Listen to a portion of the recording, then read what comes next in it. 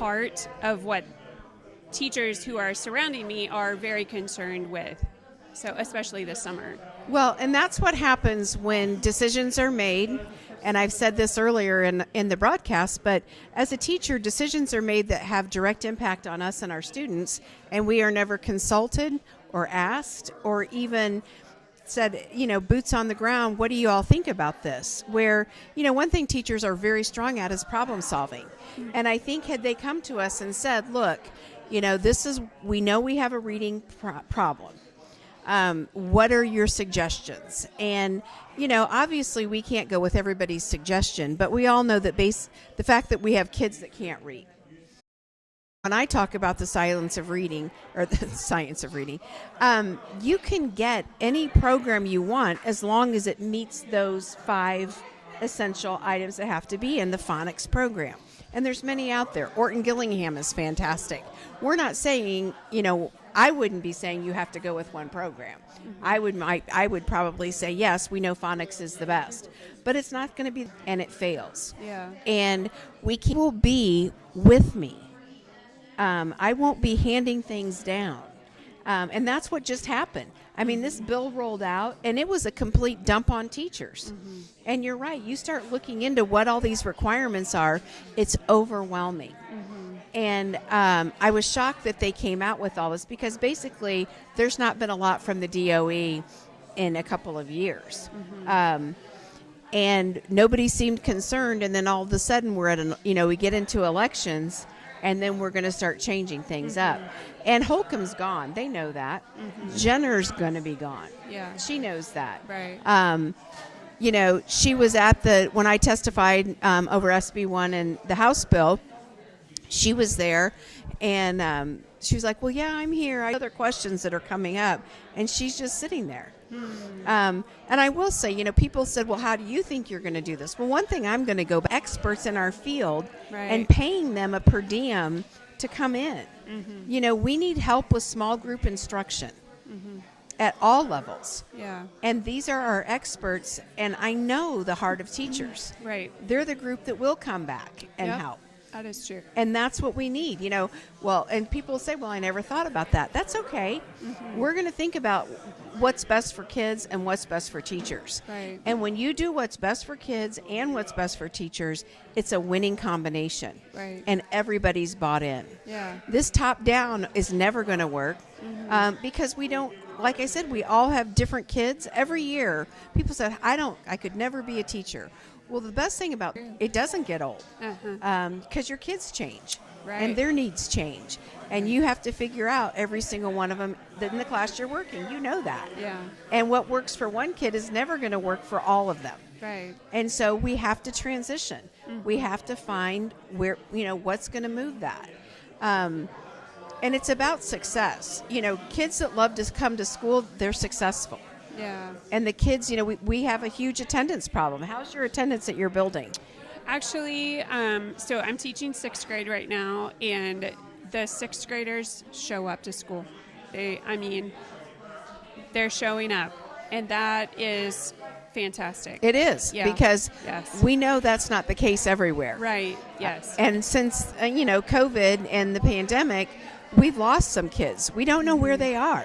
Yeah. And we need to find them. Yeah. Right. They need to be on someone's radar. And that's a really important thing. Right. Yeah. So I do have a question for you. Coming into the government for Indiana, with all of this education piece that's being brought down, how would that affect you? If you're, if Jamie is elected, which we are believing that will happen. Right. How are they basically adopting this and then saying this is a done deal, and then you come in and can you change that? Can you work with that? How does all of that work? It is now signed into law. Okay. So in order to change anything with that bill, it would have to be changed in the law. Okay. So what are we going to do? Well, I can already tell you, I used to work on some of the education committees, and one I was on, Jenner was supposed to come and talk to us, which I found interesting. She ended up not showing up and sent someone from her office. But when I'm the head of the Indiana Department of Education, I will be working with the Senate side of the Education Committee and the House side of the Education Committee. Okay. And I will report out to the public. That's called transparency. Yeah. And when I come to them and say, hey, this retaining every third grader that doesn't pass one test is a bad idea, we need to change that. If they say no, I'll call the press and I'll say, this isn't a good idea. We know it's not a good idea. The Education Committee sees it differently than I do. And you know what? You're voting for your legislative committee. You're voting for your legislators. Is this what you want? Because it's going to take all of us working together. Right. And just because it's a law doesn't mean it's right. And so, you know, that is because retention, when it's not needed and it's not done right, and what are we doing with those kids? Nobody knows. And it's going to have to be different. But when we look at retention, yes, it should be on the table. And you can look at studies on both sides. Some will say, yes, it makes all the difference. Some will say it makes no difference. That's because you don't know, because it's individual. It's up to that child. Who knows that child better? The parents. They need to be, they're one of the stakeholders. Right. The teacher is a stakeholder. They're not even brought into the equation. Yeah. We're basing it on one test, a snapshot of 1 week in a child's academic life that year. Yeah. And it takes nothing else into account. And it's like I said, the failure of iLearn in third grade is reflective of things that have gone on in first and second. Right. Right. And so we need to stop it before it gets started. And there's ways that we do that. We do that by saying, okay, we're going to go back to leveling. We're going to go back to testing the kids, and we're going to group them according to their ability. Okay. Because those that need extra help are going to get it. Those that are doing well need to be pushed on. Yeah. The other thing we're bringing back is gifted education. Okay. They took the gifted program away. You know what? If we tried to take the special ed program away, everybody would lose their minds, and rightfully so. Yeah. And we have kids at both ends of the spectrums, and all of them need their needs met. And I've taught Title I reading. I've also taught gifted. Okay. And they're both necessary. Right. And it doesn't mean you don't do one, you do one and not the other. Right. So when I look at leveling them, and you know what? First and second graders, we're going to intermix them. There's no reason not to. If we have a second grader that still doesn't know their letters, we're going to get them in a group that's working on letters. Yeah. That's good. You have to have that. And so are we going to do some 1-2 blends? Yep. Are we going to do some 2-3 blends? Yep. Because we're going to do what's best for kids. And you know what? Is it going to be a scheduling nightmare? It might be. Adults can figure that out. That's an adult problem. Yeah. But we're still going to do what's best for kids.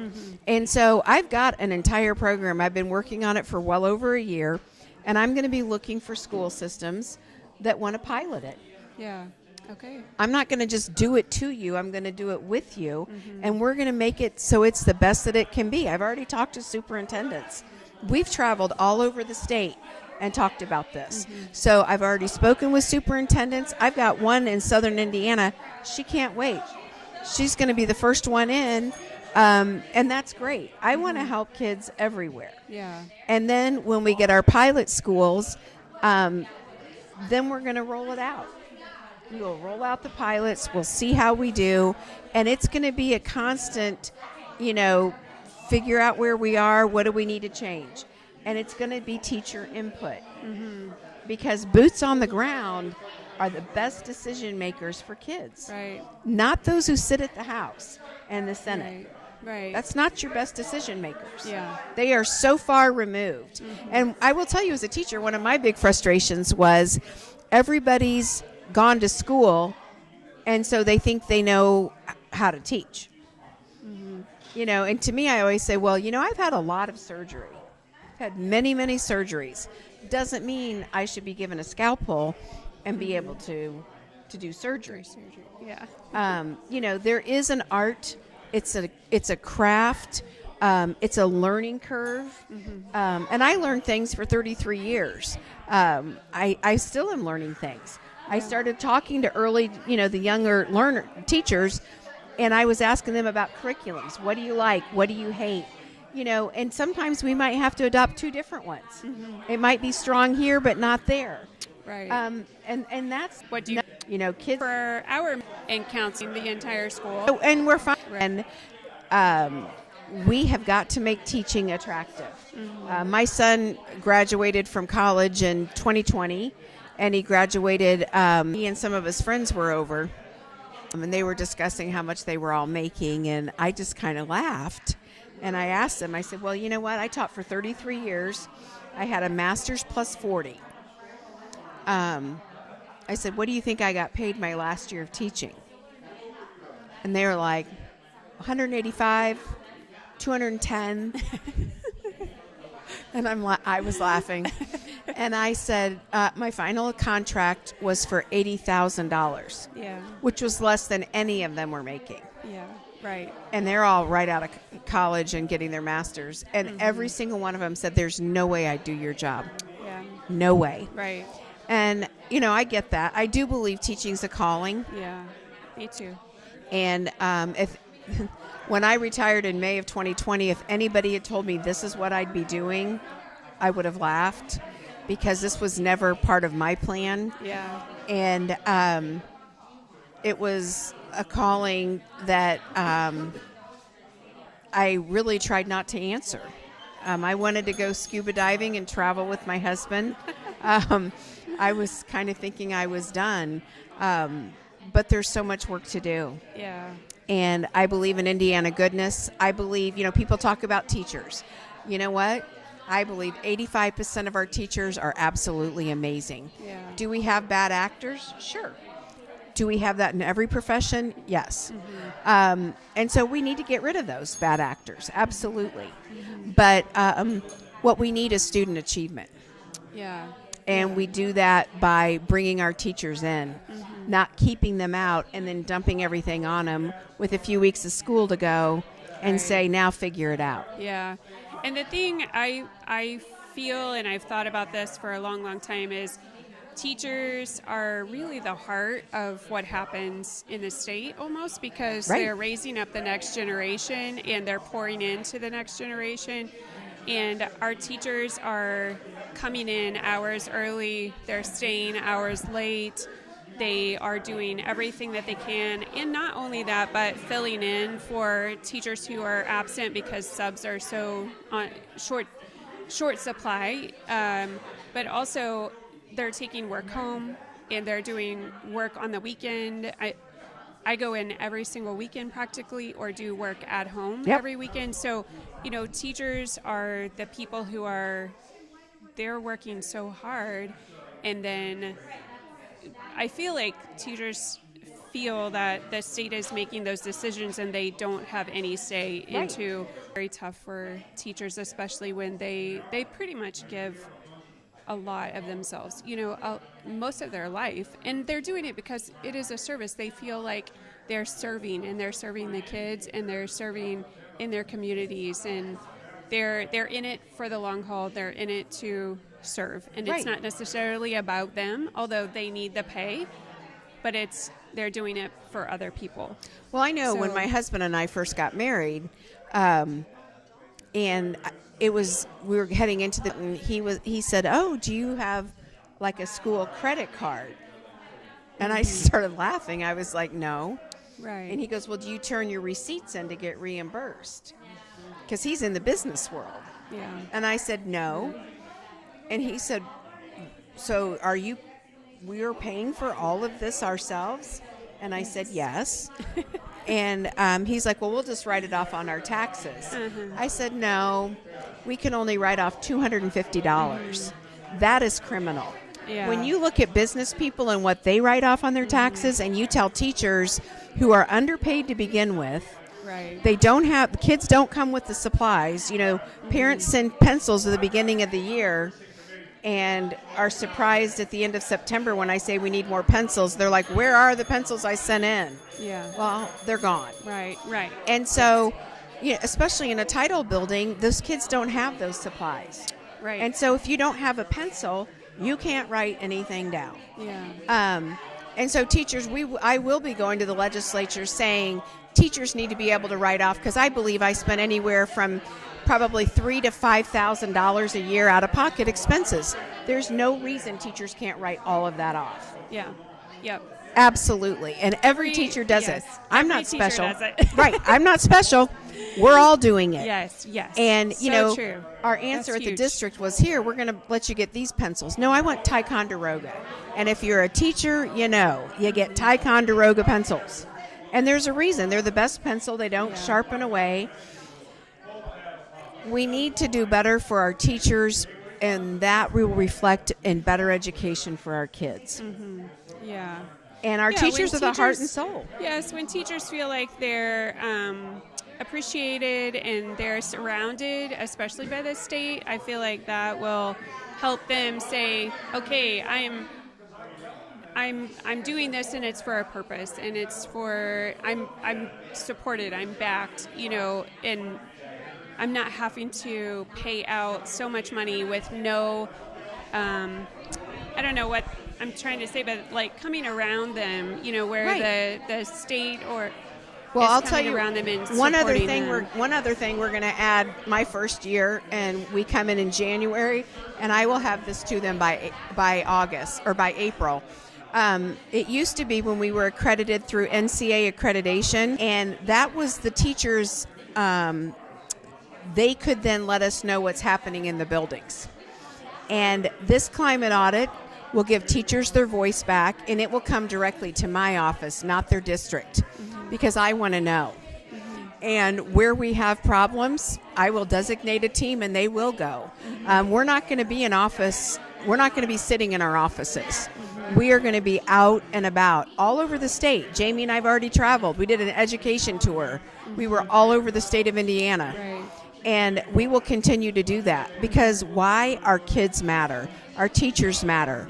And you know what? They say, teachers do it, they don't do it for the money. Well, you know what? They need to live. They need to get paid. And we can do certain things, that are going to help that situation out. And I'm going to expect our legislators to say yes. Yes to teachers. Yeah. Yes, you can write off $5,000. Of course you can. Why not? Right. And we've got different things going on, but we're going to equip our teachers. It's kind of like trying to teach with your hands behind your back. And you wonder why we're just limping along. Well, our teachers need to be well equipped. They need to be ready to go. They shouldn't be worrying about supplies. They need to be worrying about curriculum. And, we're coming. And I want the teacher. And why do you feel like you're moving in this direction? I know you touched on that a little bit, but can you go into more detail? Sure. Actually, I was at a Bible study, and Jamie came to talk to our Bible study. And she was given her, her calling, and I was listening. And what I said to Jamie, and you can ask her, I said, when you become the governor, give me a call, and I'll run the Department of Ed. And as soon as it came out of my mouth, I was like, what? No, that's not what you have planned. And so I went home and I told my husband, I go, you're not going to believe this, but I said I was at Bible study and this gal came. Her name is Jamie Reitenour, and she's running for governor. And I told her when she's the governor to call me, and I'll run the Department of Ed. And he goes, what were you thinking? I go, I don't know. It just popped out of my mouth. And he goes, you're not thinking about it, are you? I was like, no. I said it was just kind of a fleeting moment. Well, she called me a week later and said, let's go to lunch, let's talk. And I was like, well, I didn't really mean that. And she was like, well, let's just go to lunch. And we went to lunch, and, I absolutely love teaching. Yeah. There wasn't a year that I would say that wasn't a great year. I absolutely loved every minute of it. And I laughed with my kids. We laughed together. We cried together. We were successful. We were frustrated together. You know, when you spend 180 days with a child, they change you. Yeah. And they change you for the better. Right. And, you know, I will say because of every student I ever had, I was changed for the better.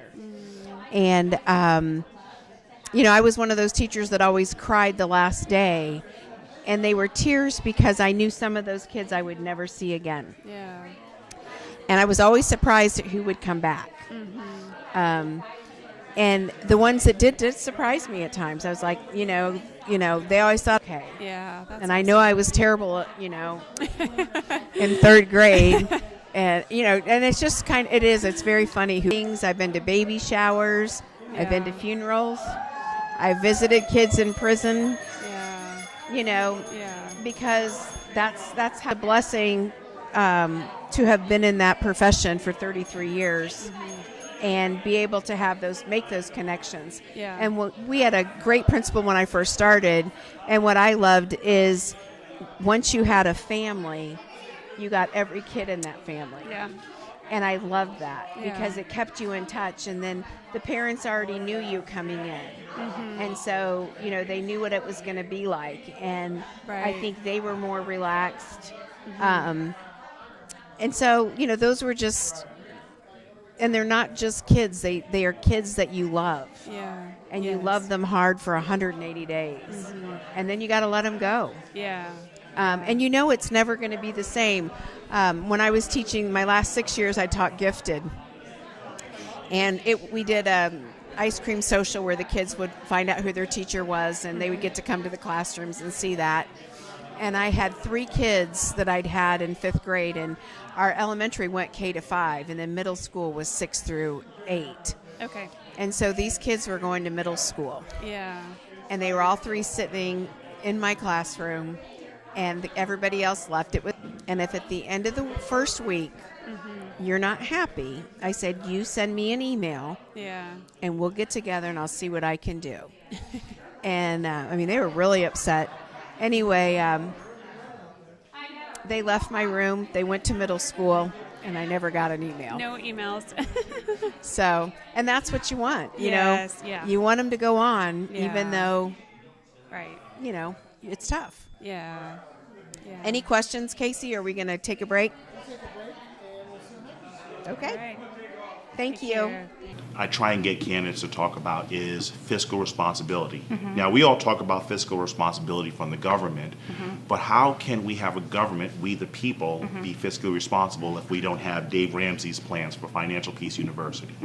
So what happens is, what can the government or the office do to make certain that that kind of education is made more available to regular Hoosier citizens so they understand what a budget is, they understand how to be prepared for worst case scenarios, so then they're not dependent on the government to help them out. They've already prepared themselves to be ready for a pandemic-like situation. Because we had a budget, COVID didn't do anything to us. We were able to buy ahead of time at, at Right. Costco or wherever, Right. and it didn't affect us whatsoever. Yeah. We were perfectly fine. I think that kind of education would be wonderful to come from the governor's office. Yeah, I think it's a really good point. I guess I'll tie it together in this way, and you're going to think I'm rabbit trailing, but stick with me. So they have this department, the Diversity, Equity, and Inclusion Department. One of the things that we would be doing with that department is we would be decentralizing that department so that it's not in the backyard of the city of Indianapolis, and instead it would be all over the state of Indiana in our small town areas. We would be bringing that office to Main Street. Might have to do some renovations on those Main Street offices, but that would be something the state could do to make sure that we decentralize the Diversity, Equity, Inclusion Department. And then after we decentralize it, we're going to change its name. It'll now be A Better Citizen. And when it changes to a better citizen, a citizen of the United States of America. And so these are great opportunities. We're going to have our veterans that are teaching Constitution classes in our schools. This is also a place where our veterans would go. So our solution to a lack of education is a better citizen. And we think that we can use volunteers, including pastors, knock, knock, who is it? It's me.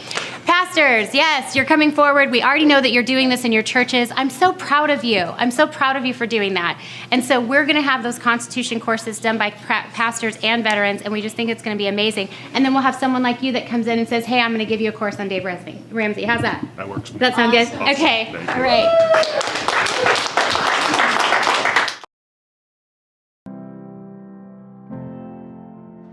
My name is Jamie Reitenour, and over 6 years ago, I was called to be governor of the state of Indiana.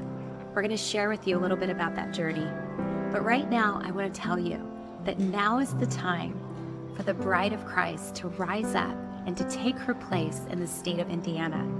I've traveled over 13,000 miles in these past 2 years, and just like it says in the book of Nehemiah, I walked around and looked for the areas in the walls that were broken down. Where is that area?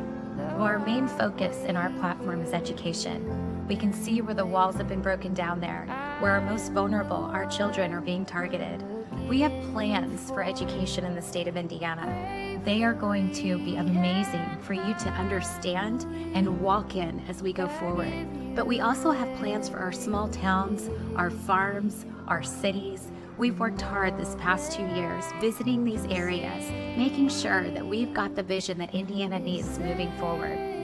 But right now, we're in a really important time, a time where you get to play your role.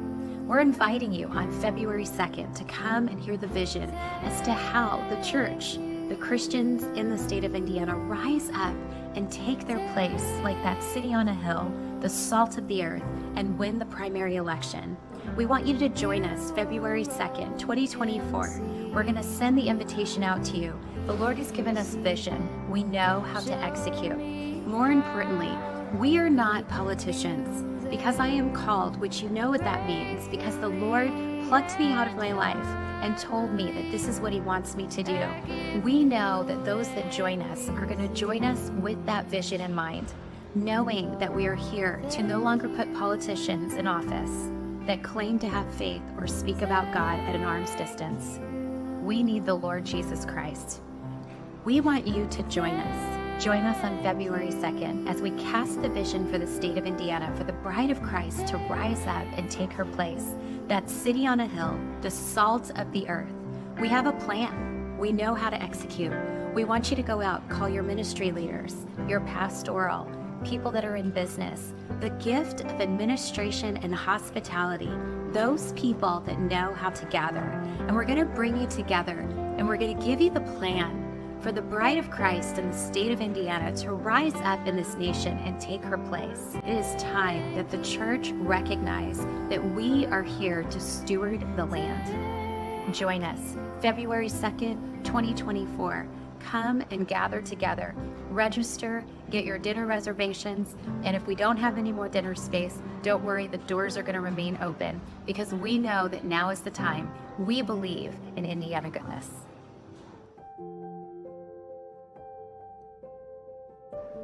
Indiana goodness. Why is that the theme of this campaign? The reason is because we believe in the Word of God. The Word tells us not to be overcome with evil, but overcome evil with good. 90% of the Conservative Party is all about not being overcome with evil. But we have failed to overcome evil with good. We lack vision. The reason is because we compromise. We don't put forth the Word of God. We don't speak the name of Jesus Christ, and it is very hard to lead when you're not going to put the Lord first. I've been called. That calling came over 6 years ago. When I was in downtown Indianapolis with my husband and children, we were in the car, and I simply heard a whisper over my ear. You are going to be the governor of the state of Indiana.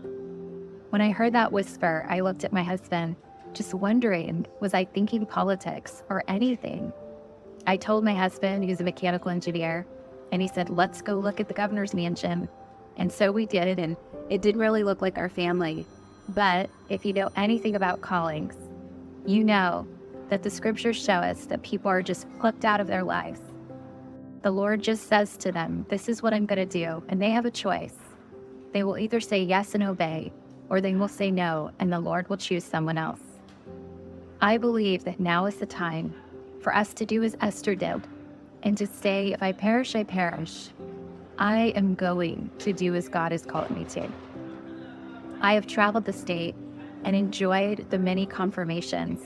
There have been prophet has been chosen to go through government in our state. It's a wild thing to think about and behold, but God is good. And as it says in C.S. Lewis, in Lion, the Witch, and the Wardrobe, when Beaver talks to Susan and says about Aslan, is he safe? Beaver says to her, he's not safe, he's good. We need to walk in the goodness of the Lord. What is his goodness like? His goodness is whenever I first got together with my team and I said, I need an administrator. And there was an administrative assistant that came to me and said, God called me to be your assistant. Goodness is going to Panera to meet with my prayer team lead as one of the first things I was going to do. And at that Panera, a woman came up to me and said to me, the Lord had put a love in my heart, not just for my family, but for the people. And I needed to follow that love. The next week, the same Panera, I was with the same witness, and a man came up to us and said to my friend, God bless you. And she said, God bless you. Jesus is Lord. And he said, he is the Lord. He's the everlasting to everlasting. And he asked her, do you love the Lord? And she said, I do with all my heart. And for the first time, he turned and looked at me and he said, the people do not know how much the Father loves them. He gave his son. And then he said to me, you have a calling on your life. It is a calling for your future. And you need to walk in that calling. And you need to allow the Lord to renew your mind that you might approve the pure and acceptable will of God. He also told me in that time to forget my past and to just walk forward. And I can tell you that I have walked in that promise, walked in God's faithfulness. And he has only continued to confirm with people coming up to me and telling me things there's no way they could know, confirming that calling, that God is on the move in the state of Indiana. And so I am here to exhort you in the Holy Spirit. Allow the Lord our God to move through the bride of Christ and shine in the state of Indiana. Arise, shine, for the light has come, and the glory of the Lord has risen upon me. We believe in Indiana goodness.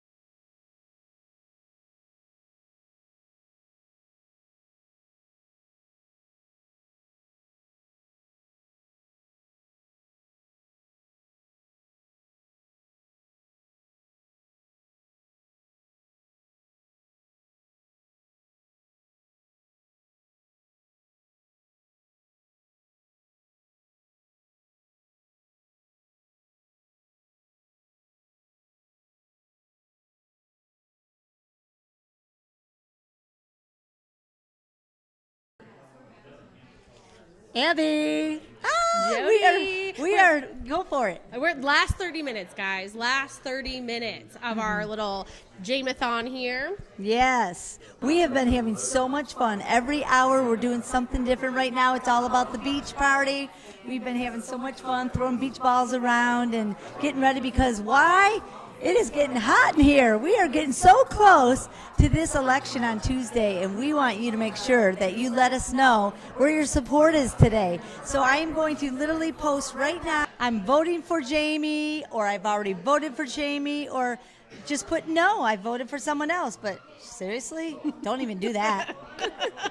You know what? Abby and I have been having so much fun in this campaign, and we want to tell you how we met Jamie to start off. So how did you meet Jamie? Yeah, I Abby? met Jamie a long, long time ago, actually through her sister. Her sister married my youth pastor's son. So Wow. when Jamie came to visit her sister in California, from California, like, I don't know, 15 years ago, I got to meet Jamie. And so our families have been intertwined for a really long time. I remember when the Lord called Jamie to be governor of the state of Indiana, and that story, Wow.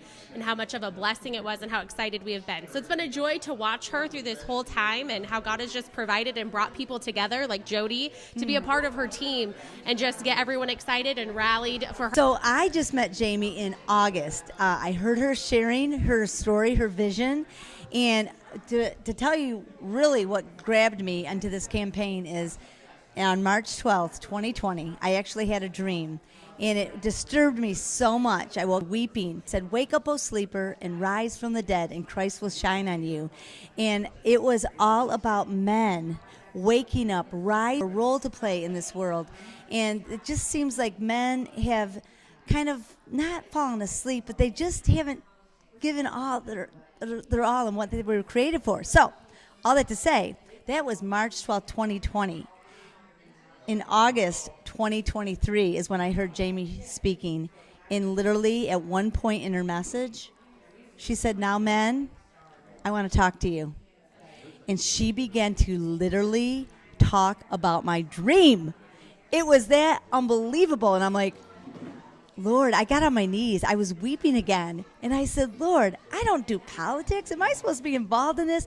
And it was a clear yes. So I literally reached out. One of our directors, Shannon, reached back to me, and I've been part of this campaign ever since. And there's two other things I just got to say because it's literally divine. So I was in Texas in October at my daughter's house. My husband and I were there, and the Lord woke me up and gave me these words: "I'm raising up a standard in Jamie." And I was like, okay. I was thinking, oh, that's interesting. Well, a week and a half later when I got back home to Indiana, 6 o'clock in the morning, the same thing. But the Lord said this: "Do you even know what it means that I'm raising up a standard with Jamie?" And I'm like, I guess I really don't know what that means. From all my studying was that God is raising up the standard because Jamie is going to be governing by the principles of the Bible.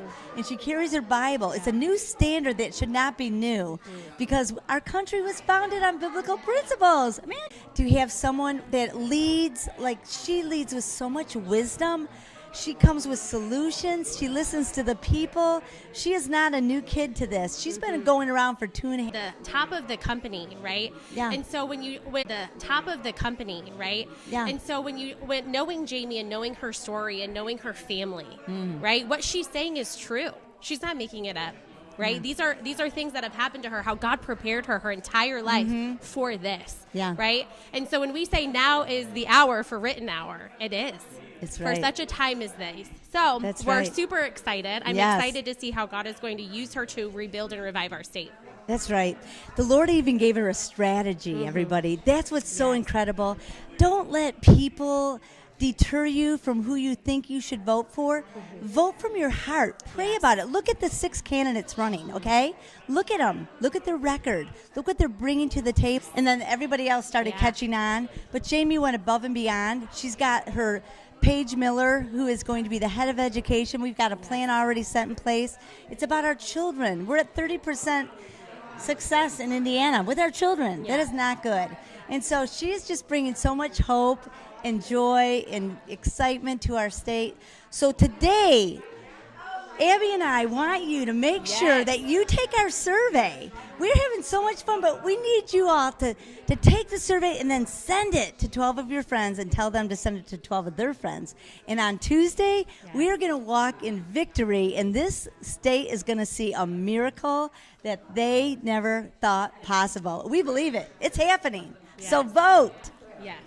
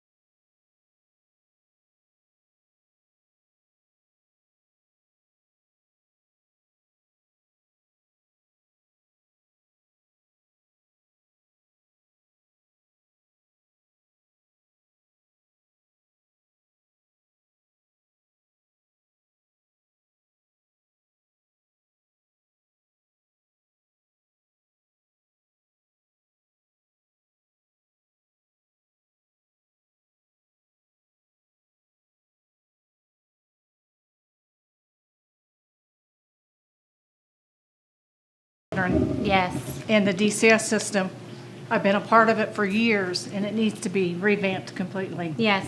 We've talked about orphanages Yes, we have. and how we need to change it. Yes. I was really upset to think that we're going to put Eli Lilly again in pharmaceuticals so what are we going to do? With DCS, I've heard so much. I've heard it described as a system that is completely falling apart and has now been like duct taped back together. But the problem is that duct tape is on a person. It's on a child. And so you could have a 13-year-old that's been in like 13 homes. I mean, like, how can a heart deal with that? I actually have personal experience with orphanages. When I was younger, my parent was about, I think, 13 to 15 years old, and I had a dream about this kid coming back into our family. And my dad did too. And so he actually reached out to this kid years later and asked if he would come and visit our family, and he did. And when he came and visited, he hung out with us and had a good time. And then my dad asked him, hey, would you like to be a part of our family? And he said no. And my dad said, why not? And he said, because I'm at an orphanage, I'm on a farm, and these boys that are with me are my brothers, and I don't want to leave them. Indiana, I believe, source it to the people that have actually been doing a good job, like White's Orphanage up in the Wabash area. We need to look at having orphanages all over the state of Indiana. That is going to be something that's going to build the health of our children. But also, we need to enlist the help of pastors, because the reason we have orphanages is because we have broken families. And so we need our pastors to step up. Now is the time not to be secluded and inside your church, but to come out and let the light shine, so we can be the city on the hill that we were intended to be. So thank you so much for bringing that up. Yeah, That's and so I important. want to share, though, we have CASA workers all over the state of Indiana that the judge appoints to a child. They get paid nothing. I think it's time for those people that have that heart is to bring the CASA workers in. They're the ones that have the heart for these children. They're the ones that are the grandmas and the aunts for the people. And so we need a big change. Yes. We're getting ready to do it. Yes, that's And we Indiana thank God. goodness. That's right. Thank you. I love you.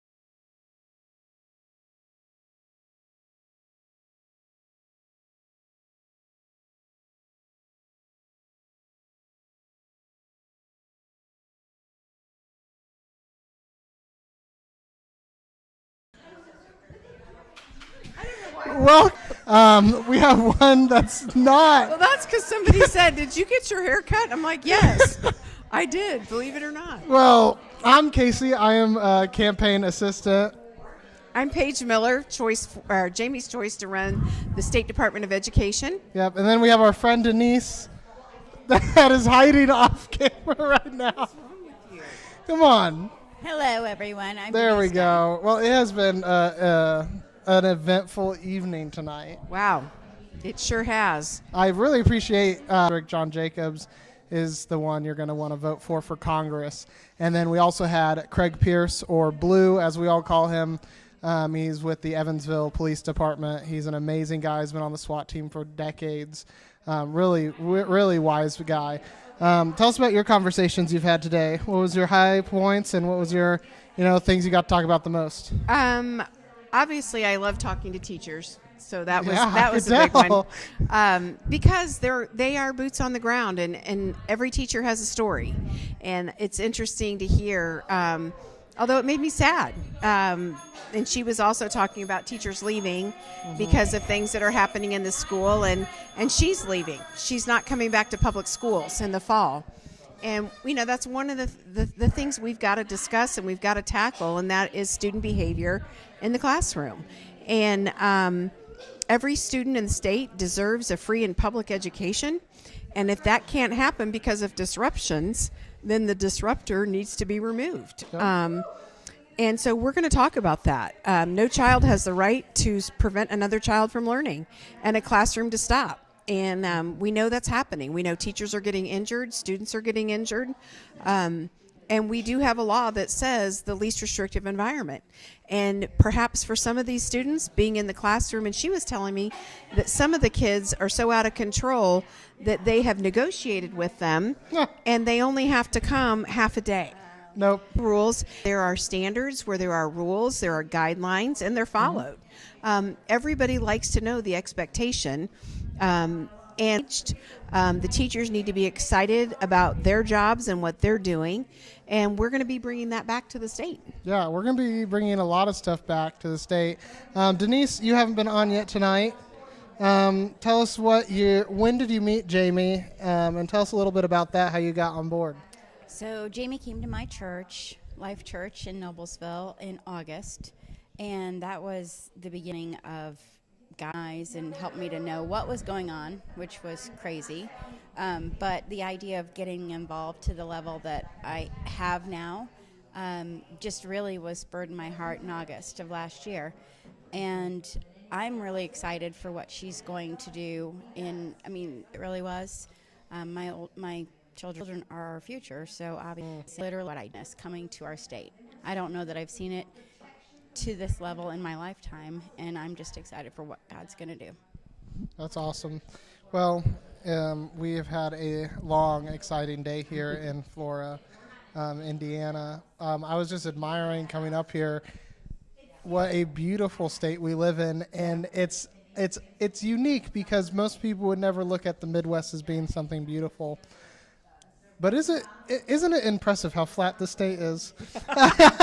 It is. And when we were driving up, it was amazing how many farmers were out today. Yeah, all the combines and tractors. The combines and the tractors, and you get behind them, and there's nothing you can do, but just slow down. Oh, I did something. Well. As long as there's no double line. No, Right. it was dotted. But, We're good. they're out, and how exciting, because you know what? These are true Hoosiers that are working so hard to provide for other Hoosiers in our state. Yes. And, the work that goes into it, the farmers, they are the backbone of our country. They are, and it's a class that has been forgotten and mistreated. The farmers need to be respected and honored, especially for everything that they do. And it's extensive work. It is, and they don't get a day off either. No. In the winter, we had to just hang out together. But Interesting fact. Yeah. So my, let me think about this. My husband's great-grandmother is from Florida. That's a peculiar last name. But yeah, so she's from Florida, and my father-in-law is 77 years old, so she would have been like another 60 years older than him. So just kind of fun. He said, well, you have to find any boatmans there that would. Maryland? No? Kansas. Kansas. I was way off. Don't it? That could mean you're from Greenwood. Yeah. Fisheries. Yeah, just a I greater just say I'm metropolitan from the area. north side of Indianapolis. Yeah, that's a good. When I'm that's a traveling, good one. nobody, The night here and putting their primary ballots for this upcoming November election. Jamie Reitenour's name is on the ballot, so make sure you see where we're. This one, ours out here in Florida. We're so thankful for all of you.